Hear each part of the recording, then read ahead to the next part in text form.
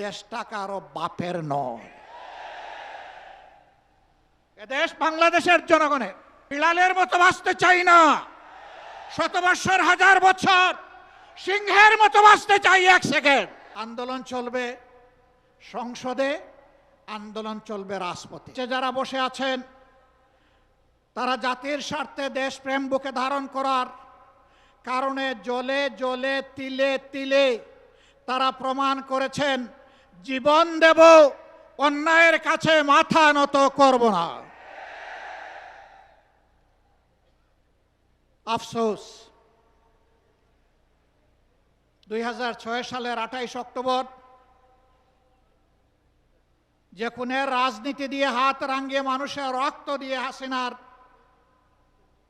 রাজনীতির নূতন উত্থান হয়েছিল, তাদের হাতে একসময় যারা সকলেই মজলুম ছিলাম, রাজপথে আন্দোলন করেছি, সংগ্রাম করেছি, তাদেরই একটা অংশ আজকে সরকারে যাওয়ার পরে অতীতের সব কিছু ভুলে গিয়েছে।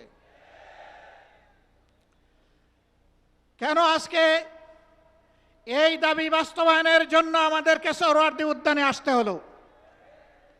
তারা জাতির সাথে বিশ্বাসঘাতকতা করেছেন, এই কারণেই আসতে হলো। তারা স্বীকার করতে বাধ্য হয়েছেন জুলাই সনদ বাস্তবায়নের কার্যকরী আইনি পদ্ধতি হিসাবে গণভোটের কোনো বিকল্প নেই। এই জন্য সেই গণভোটের প্রস্তাব তাদেরই একজন করেছিলেন। তাদের নেতা নির্বাচনী প্রচার অভিযানে শহীদ আবু সাঈদের স্মৃতিবিজড়িত রংপুরে গিয়ে বলেছিলেন, প্রিয় দেশবাসী, ভোট দিবেন দুটা, একটা দিবেন আমাদের মার্কায়, আরেকটা দিবেন গণভোটে। আপনারা সকলে গণভোটে হা বলবেন। এখন তারা বলছেন গণভোট অবৈধ। পার্লামেন্টে আমরা জিজ্ঞাসা করলাম, এটা কি নির্বাচনের পরে অবৈধ হলো না আগেই অবৈধ ছিল? তারা কোনো সময় বলেন আমরা 4টার মধ্যে 3.5টা মানি, কোনো সময় বলেন যে পুরাটাই অবৈধ। আমরা বলেছি পার্লামেন্টে, আপনারা দেখেছেন একই আদেশে 2টা ভোট, গোশত হালাল কিন্তু শুরুয়া জুল হারাম। এ সুবিধাবাদী মানসিকতা। আমাদের সম্মানিত সহকর্মী এবি পার্টির চেয়ারম্যান বলেছেন 71 সালে জনগণের রায়কে অমান্য করার কারণেই একটি যুদ্ধ অনিবার্য হয়ে উঠেছিল। যারা রায় অস্বীকার করেছিলেন তাদের পরিণতি ভালো হয়নি। এবারও যারা রায় অস্বীকার করছেন তারা নিজেদেরকে মুক্তিযুদ্ধের অবিসংবাদিত অংশ মনে করেন। আমরা বলি সেই মুক্তিযুদ্ধকেই সম্মান করে আবার রায়টা মেনে নেন। এই রায় মেনে নিলে আমরা এই স্টেজে দাঁড়িয়ে এই দাবিতে আর বক্তব্য দেব না।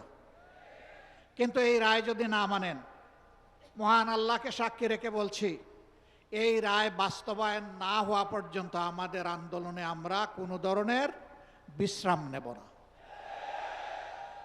আন্দোলন চলবে সংসদে, আন্দোলন চলবে রাজপথে।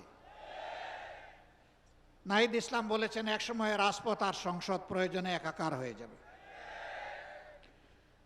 রাজপথ আর সংসদ একাকার যেদিন হয়ে যাবে সেদিন বালুর পাত দিয়ে নদীর জোয়ার, সমুদ্রের জোয়ার থামাতে পারবেন না। ফ্যাসিবাদীরা বিভিন্ন ন্যারেটিভ তৈরি করে, বয়ান তৈরি করে জাতিকে বিভক্ত করেছিল। আর আপনারা নির্বাচনের আগে বলেছিলেন আমরা নির্বাচিত হলে, সরকার গঠন করলে সবাইকে নিয়ে আমরা সরকার গঠন করে দেশ চালাবো। এখন আপনারা কি করছেন? এক দলকে পাঠিয়ে দিচ্ছেন পাকিস্তানে, আরেক দলকে পাঠিয়ে দিচ্ছেন পেশোয়ারে, আরেক দলকে পাঠিয়ে দিচ্ছেন আরো কোনো দেশে, আর নিজেরাই দেশের জমিদারি দখল নিতে চাচ্ছেন। মনে রাখবেন, জুলাইয়ের 2টা স্লোগান ছিল বড় শক্তিশালী। একটা ছিল উই ওয়ান্ট জাস্টিস, আরেকটা ছিল দেশটা কারো বাপের নয়। এদেশ বাংলাদেশের জনগণের। আধিপত্যবাদের দূষরদেরকে তাড়া দেখিয়ে শত শত আলিম উলামা বুকের তাজা রক্ত এবং জীবন দিয়ে এই দেশবাসীকে জীবন এনে দিয়েছেন। আমরা সেই আলিম উলামার সাথে বিশ্বাসঘাতকতা করব না।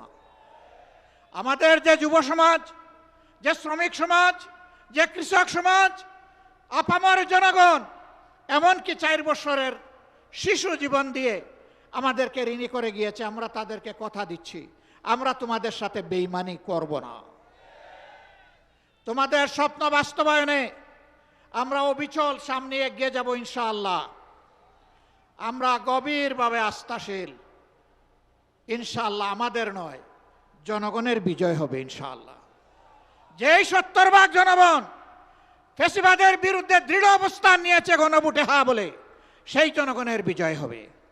নতুন করে কেউ ফ্যাসিবাদ কায়েম করতে গেলে